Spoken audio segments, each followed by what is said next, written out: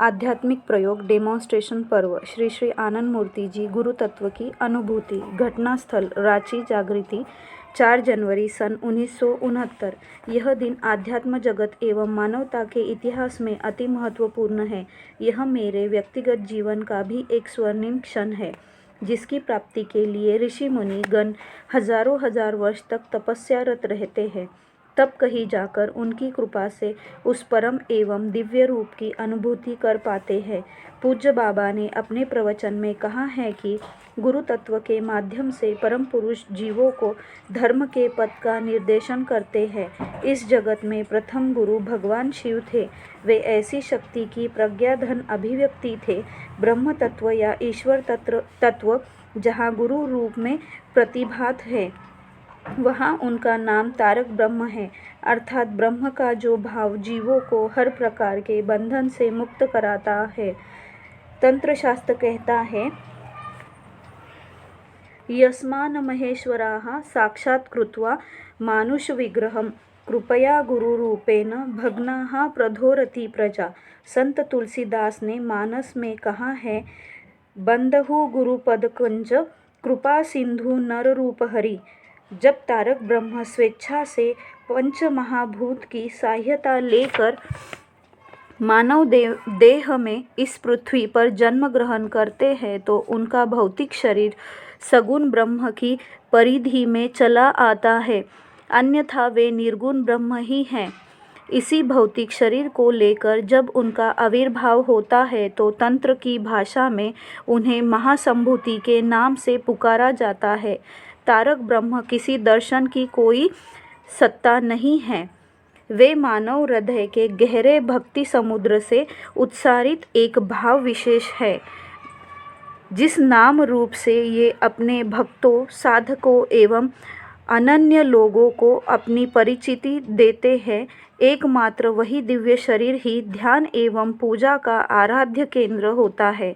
उसी मानव विग्रह की चर्चा, स्मरण, ध्यान एवं पूजा में साधक मात्र को व्यस्त रहना चाहिए।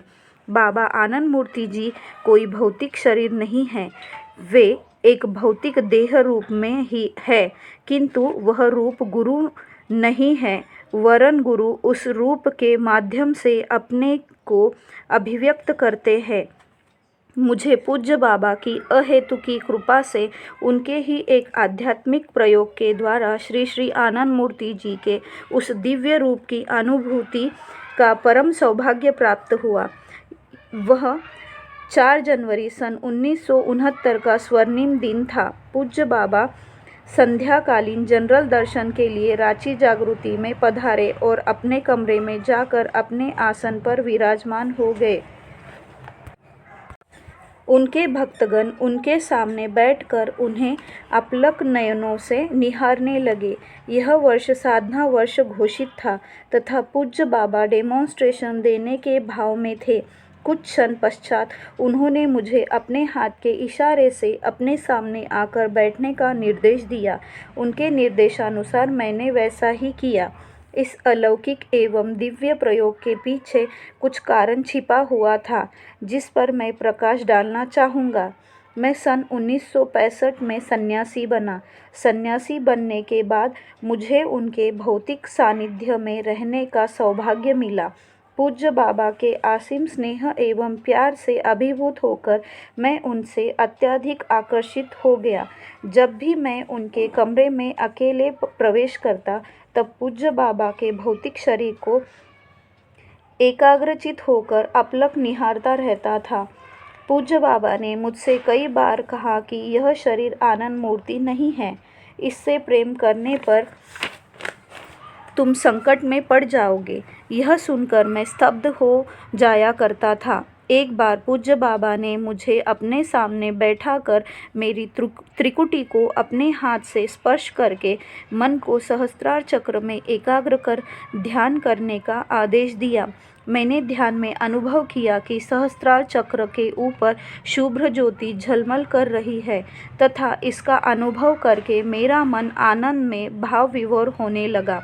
पूज्य बाबा बोले, यही आनंद मूर्ति है, इन्हीं का तुम ध्यान करोगे, यही तुम्हारे ध्येय है। मगर मेरा मन नहीं मानता था। जब भी मैं उनके कमरे में अकेला होता तो उनके भौतिक शरीर को अपलक निहारता रहता। एक दिन पूज्य बाबा ने ऐसी लीला की कि पूज्य बाबा के जिस शरीर के प्रति मुझे जितना आकर्षण था उससे उतना ही विकर्षण पैदा हो गया। मैं घबरा गया। मुझे कुछ समझ में नहीं आ रहा था। मैं जब भी ध्यान करने बैठता वे मुझे डांटते फटकारते एवं मारते पीटते नजर आते। मैं उनके इस रूप को देखकर घबरा जाता तथा मेरी ध्यान करने की इच्छा ही नहीं होती थी। मुझे उनके शारीरिक रूप के प्रति विकर्षण तथा उनके आंतरिक रूप के प्रति उतना ही आकर्षण होने लगता था। मैं इस स्थिति में घबरा जाता था। मैं सोचता आखिर श्री श्री आनंद मूर्ति जी है क्या। मैं अपने हृदय की आकुलता से पुकार कर कहता कि तुम मुझे इस स्थिति से त्राण दो, अपने वास्तविक रूप की अनुभूति दो। इस तरह मैं 3-4 माह तक व्याकुल होकर उन्हें पुकारता रहा। अंततोगत्वा साधना वर्ष सन 1969 की 4 जनवरी को पूज्य बाबा ने गुरु तत्व के आध्यात्मिक प्रयोग से मुझे रूबरू कराया, जो इस प्रकार है। मैं उनके आदेशानुसार उनके सामने मेरुदंड को सीधा करके बद्ध पद्मासन में बैठ गया।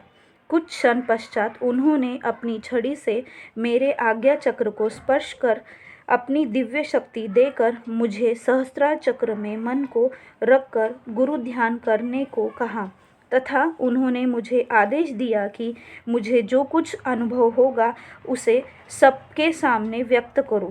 जब मैं सहस्त्रार चक्र में मन ले जाकर ध्यान करने लगा तब मुझे बहुत विचित्र अनुभूति होने लगी। मैं मन ही मन अनुभव कर रहा था कि बाबा के भौतिक शरीर की मृत्यु हो रही है। मैं इस अनुभव से मन ही मन घबरा कर व्याकुल होने लगा। पूज्य बाबा स्वतः ही बोले, घबराने की कोई ज़रूरत नहीं है। तुम मन को और एकाग्र करके सहस्त्रार चक्र में देखो कि तुम्हें क्या अनुभूति हो रही है। मैंने वैसा ही करने पर पाया कि सहस्त्रार चक्र के ऊपर शुभ्र ज्योति तैर रही है। उस ज्योति को देखकर मन में आनंद की हिलोरें उठने लगी तथा मेरा मन आध्यात्मिक भाव से ओतप्रोत होने लगा। वह बहुत ही आनंददायक अनुभूति थी। पूज्य बाबा ने पुनः तीसरी बार आदेश दिया कि मैं और अधिक गहरे ध्यान में देखकर बताऊं कि क्या अनुभूति हो रही है। तीसरी बार मैंने अत्यधिक एकाग्र मन से देखने पर पाया कि सहस्त्रार चक्र के ऊपर शुभ्र ज्योति झलमल कर रही है तथा उस ज्योति के ऊपर बाबा शुभ्र ज्योति के रूप में वराभय मुद्रा में विराजमान है। उनका वह शरीर हाड़ मांस का कोई 5 भौतिक शरीर नहीं है, वरन शुभ्र ज्योति से निर्मित उनका अलौकिक एवं दिव्य रूप है। उनका वह रूप अत्यंत ही आकर्षक एवं वर्णनातीत है। उस रूप का अनुभव करके मेरा मन आनंद में विभोर हो आत्मलोक में भ्रमण करने लगा। पूज्य बाबा ने कहा, यह जो रूप तुम अभी अनुभव कर रहे हो वही श्री श्री आनंद मूर्ति जी का वास्तविक रूप है।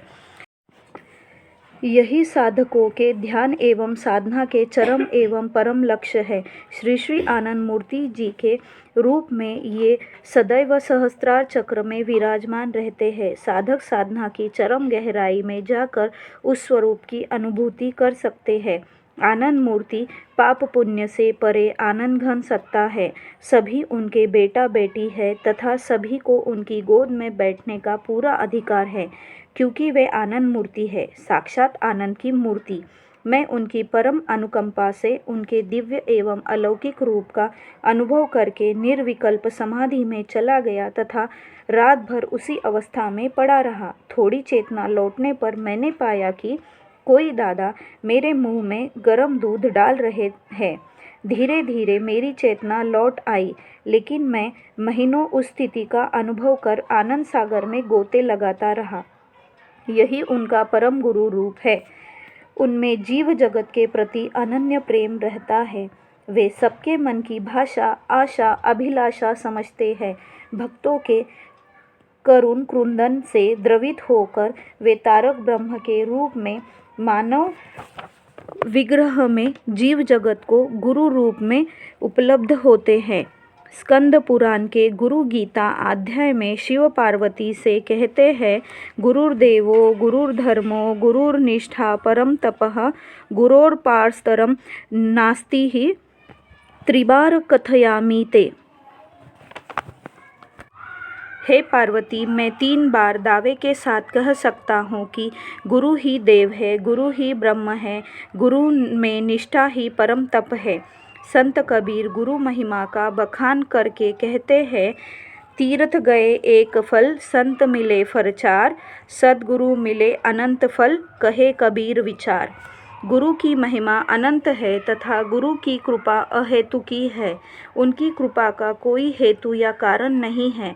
शास्त्र भी कहते हैं कि इस जगत में 3 बातों के कारण का पता नहीं चलता। 1 ब्रह्म, दूसरा उनकी सृष्टि तथा तीसरा उनकी कृपा।